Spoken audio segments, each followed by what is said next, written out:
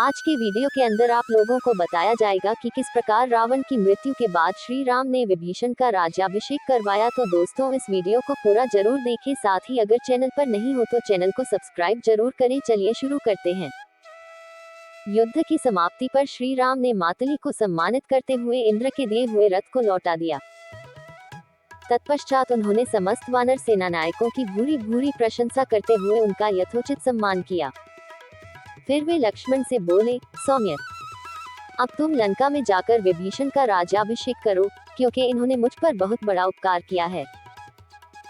रघुनाथ जी की आज्ञा पाकर लक्ष्मण ने प्रसन्नता पूर्वक सोने का घड़ा उठाया और एक वानर युद्धपति को समुद्र का जल भर लाने का आदेश दिया।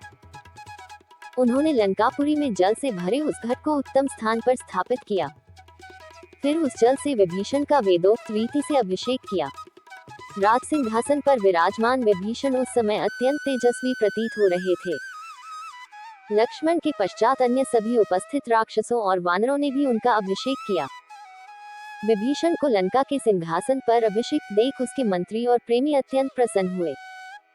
वे श्री राम की स्तुति करने लगे।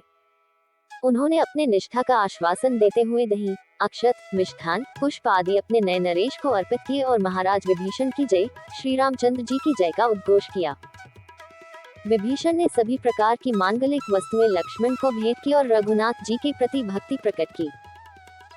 जब लक्ष्मण विभीषण का राज्याभिषेक कर लौट आए तो श्री रामचंद्र जी ने हनुमान से कहा, महावीर, तुम महाराज विभीषण की आज्ञा लेकर लंकापुरी में जाओ और वैदेही को ये समाचार दो कि रावण युद्ध में मारा गया है और वे लौटने की तैयारी करें।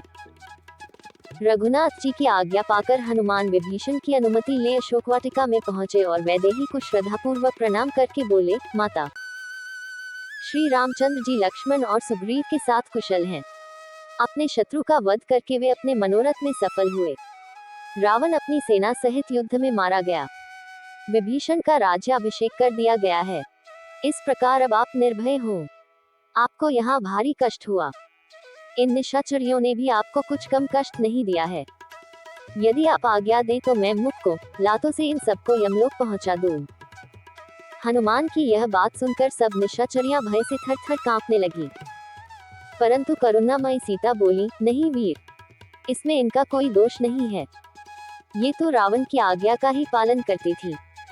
इसके अतिरिक्त पूर्वजनित कर्मों का फल तो मुझे भोगना ही था।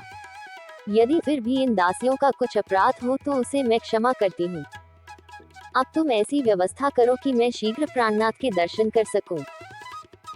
पवन पुत्र ने लौटकर जब दशरथ नंदन को सीता का संदेश दिया तो उन्होंने विभीषण से कहा, भाई विभीषण, तुम शीघ्र जाकर सीता को अंगराग तथा दिव्य आभूषणों से विभूषित करके मेरे पास ले आओ। आज्ञा पाकर विभीषण ने स्वयं वैदेही का पास जाकर उनके दर्शन किया और उन्हें श्री राम द्वारा दी गई आज्ञा कह सुनाई। पति का संदेश पाकर सीता श्रृंगार कर पालकी पर बैठ विभीषण के साथ उस स्थान पर पहुंची जहां उनके पति का शिविर था। फिर पालकी से उतरकर पैदल ही सिकुचाती हुई अपने पति के सम्मुख जाकर उपस्थित हो गई। आगे वे थी और उनके पीछे विभीषण। उन्होंने बड़े विस्मय, हर्ष और स्नेह से पति के मुख का दर्शन किया। उस समय उनका मुख आनंद से प्रातःकालीन कमल की भांति खिल उठा। तो दोस्तों कैसा लगा आज आप लोगों को हमारा वीडियो? आशा करते हैं सभी को पसंद आया होगा। पसंद आया तो हमारे चैनल को सब्सक्राइब जरूर करें दोस्तों।